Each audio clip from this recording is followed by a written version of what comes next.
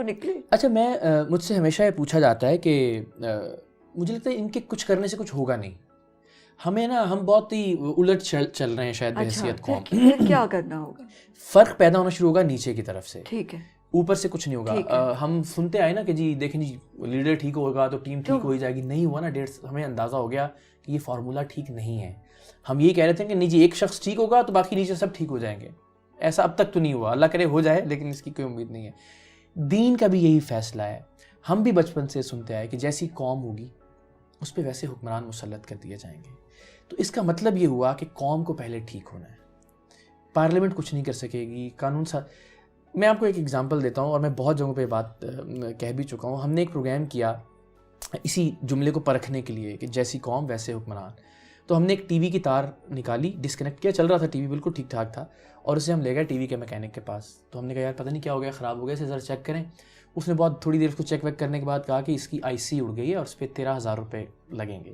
حالانکہ وہ میکینک ہے, وہ ظاہر جانتا تھا کہ صرف ایک تار ڈسکنیکٹ ہوا ہے. اسی طرح فریج کا ہم نے ایک تار ڈسکنیکٹ کیا, فریج والے کے پاس لے گئے. فریج والے کو کہا یار دیکھو یہ تو چلتے چلتے بند ہو گیا. اس نے بھی بہت میٹر لگائے, اس کو پسینے میں شرابور کہنے لگا اس کا کمپریسر اڑ گیا ہے اور اس پہ 18,000 روپے لگیں گے. پھر ہم نے سب سے دلچسپ چیز کی کہ ایک موٹر سائیکل کا ٹیوب خریدا, ٹائر کا نیا برانڈ نیو, اسے ٹائر میں ڈالا اور پنکچر والے کے پاس لے گئے. تو ہمارا جو بندہ تھا, جو رپورٹر تھا, جو خفیہ کیمرے سے ریکارڈنگ کر رہا تھا, اس نے کہا یار میں پانی پی کے آتا ہوں, ذرا دیکھنا اس کے پنکچر. تو جب وہ واپس آیا اس نے کہا جی اس میں 2 پنکچر تھے, میں نے لگا دیے 20 روپے, جو بھی اس نے پیسے لیے اپنے. تو جب میں اس بندے کے پاس گیا واپس, پنکچر والے کے پاس, سب کے پاس گیا, میں پنکچر والے سے پوچھا, میں نے کہا اللہ کے بندے تم نے نئی ٹیوب تھی, پچھلی دکان سے خریدی ہے, یہ اس کی رسید ہے, اور اس لیے کہ بندہ سر پہ نہیں کھڑا تھا تم نے کہہ دیا اس میں 2 پنکچر تھے اور پیسے بھی لے لیے اس کے. تو کہنا ہنسنے لگ گیا, کہتا ہے سر میں 4 بھی تو نکال سکتا تھا نا, شکر کرے میں نے صرف 2 ہی نکالے ہیں پنکچر اس میں سے. تو مجھے یہ لگتا ہے کہ جس کو جتنی کرپشن کا موقع مل رہا ہے, اب دیکھیں نا یہ پنکچر والا جو آج 20 روپے کی کرپشن کر رہا ہے, اگر یہ کل حکمران بن جائے گا تو کیا یہ 20 ارب کی کرپشن نہیں کرے گا؟ ہم شور کرے گا, اس لیے کہ اس کو موقع ہی 20 روپے کا کرپشن کرنے کا مل رہا ہے. جو ٹی وی والا 13,000 روپے کی کرپشن کر رہا ہے, وہ 13,000 ارب کی کرپشن کرے گا.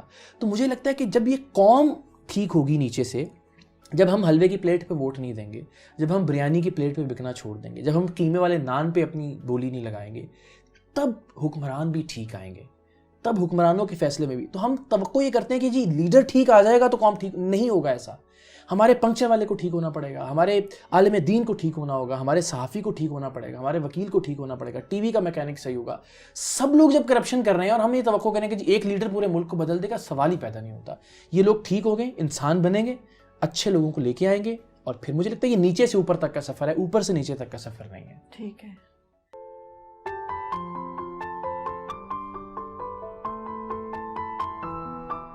یوں تو تھا کہ ظاہر کچھ بڑا آدمی بننا ہے, اور اچھا بچپن میں تھا اگر ہاسپٹل گئے تو ڈاکٹر کو دیکھا, اس نے وہ بڑا اچھا سا وائٹ سا کوٹ پہنا ہوا, تو ڈاکٹر بننا ہے.